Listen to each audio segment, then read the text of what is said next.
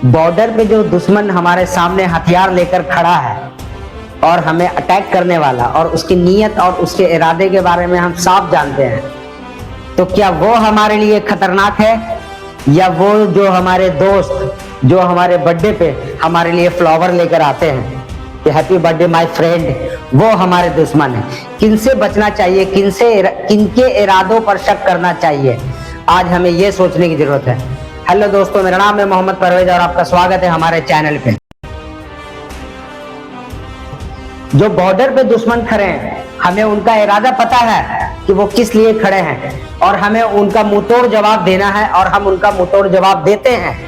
मगर जो हमारे दिल में, हमारे घर में, हमारे आसपास में, हमारे फ्रेंड, हमारे रिश्तेदार, हमारे वो जो फ्लावर लेकर आते हैं, उनको कैसे आइडेंटिफाई करें, उनसे कैसे बचें कि ये हमसे दुश्मनी निकाल रहे हैं। वो छोटी छोटी बात जो हमने यूं ही मजाक में कह दी, वो उसको दिल में बसा के और जख्म पाल रखे हैं, और एक मौके की तलाश में है कि कब मौका मिले और हम इन पर झपट्टा मारें।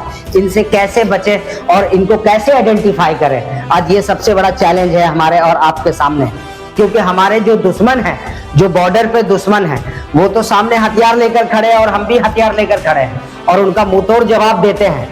मगर जो हमें फूलों के रूप में, गुलदस्तों के रूप में, तोहफे के रूप में जो दुश्मन हमारे सामने आते हैं, उनसे हम कैसे लड़ें, ये सवाल है आज। तो हमें इनको कैसे आइडेंटिफाई करना, हम इनको कैसे पहचाने, इनको कैसे पहचाने कि ये हमारे दुश्मन है कि ये हमारे दोस्त हैं। हमारे सामने मीठी मीठी बातें करते हैं, हमारे सामने प्यारी प्यारी बातें करते हैं, हमें बिल्कुल जान से भी ज्यादा प्रेम करते हैं, मगर हमारे पीछे साजिश करते हैं, हमारे पीछे इनकी रंजिश होती है जो ये सालों साल से अपने अंदर दफन करके रखे होते हैं, और हमें पता भी नहीं होता, हमें मालूम भी नहीं होता कि हमारे लिए कोई षड्यंत्र कर रहा है, हमारे पीछे कोई जाल बिछा रहा है। इनसे कैसे बचे, इसी चीज को आज आइडेंटिफाई करने की जरूरत है। आज ज्यादातर लोग जो शिकार हो रहे हैं, वो दोस्ती और अपनेपन के शिकार हो रहे हैं। इनसे बचना है और इनसे प्रोटेक्ट करना है अपने आप को, तो उनके इरादों को भांपना पड़ेगा, उनके इरादे और उनके मकसद को जानना पड़ेगा, और देखना पड़ेगा कि हमसे किसका रिलेशन कैसा है। और हर आदमी छोटी छोटी बातों को दिल पे लगा लेता है, हम ये जान नहीं सकते हैं, क्योंकि हम जैसे लोग, हम लोग किसी भी चीज को अपने दिल में 15 मिनट से ज्यादा नहीं रखते हैं। मेरे माइंड में कोई मुझे थप्पड़ भी मार दे तो 15 से 20 मिनट मेरे दिमाग में चलता है। बहुत ज्यादा, अगर बहुत ज्यादा किसी ने मुझे हर्ट कर दिया, बहुत ज्यादा, तो 24 घंटा, उसके बाद मेरे माइंड में नहीं रहता, वो खत्म हो जाता है। मगर जो लोग सालों साल दबा के बैठते हैं और वो सालों के बाद बदला निकालते हैं, जैसे अभी मेरे साथ कुछ ऐसा हादसा हुआ, जो छोटी सी बात थी, मैं तो भूल भी गया था, 2018 का मामला था।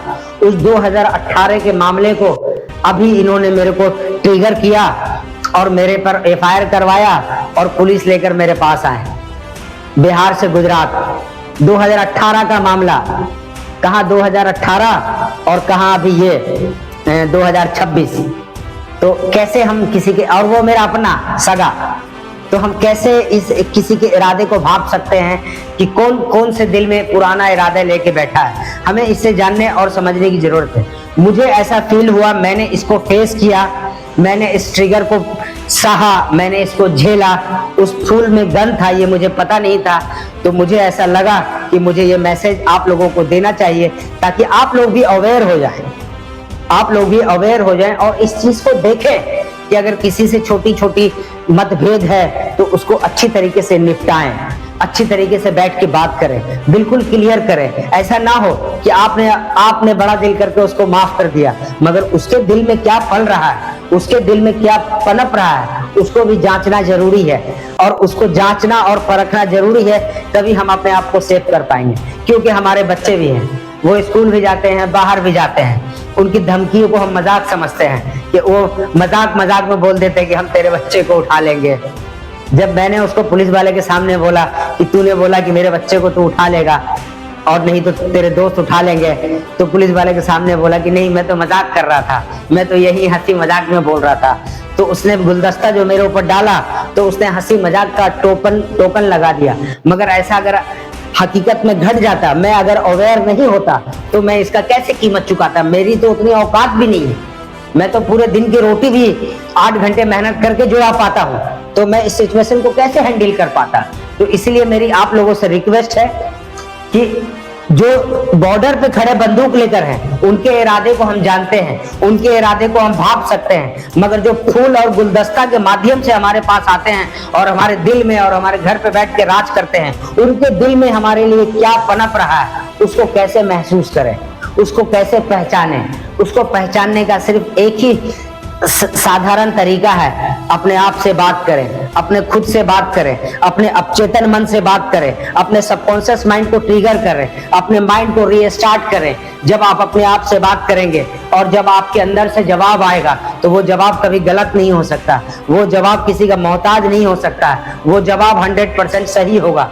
तो आपकी किसी से मतभेद चल रही है, तो अगर खत्म हो गई है ऐसा आपको लगता है, तो आप अपने आप से क्लियर करें, कंफर्म करें कि ये मतभेद जो था वो खत्म हुआ कि नहीं हुआ, क्या कल को किसी रूप में मेरे पीछे तो नहीं आ जाएगा। जब 2018 का दबा हुआ मैटर मेरे सगे संबंधी का मेरे सामने आ सकता है, तो आपके सामने क्यों नहीं आ सकता, या किसी और के सामने क्यों नहीं आ सकता।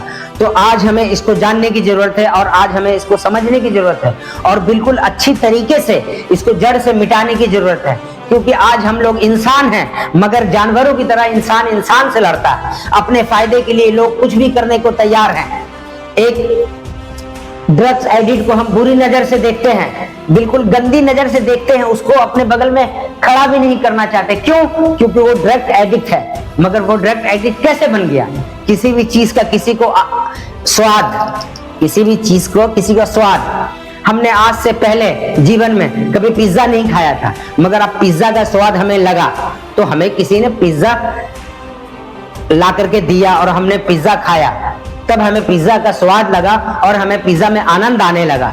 तो जो लोग ड्रग्स एडिक्ट बनते हैं, हम उनको देख के नफरत करते हैं, मगर उसको इस दलदल में किसने डाला?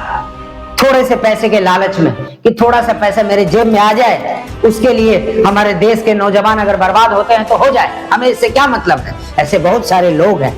तो हम उनकी नीयत को कैसे जान सकते हैं? हम उनके नीयत को कैसे समझ सकते हैं? हम ज्यादा से ज्यादा क्या कर सकते हैं? अपने आप पर ध्यान रख सकते हैं, अपने बच्चों के ऊपर ध्यान रख सकते हैं।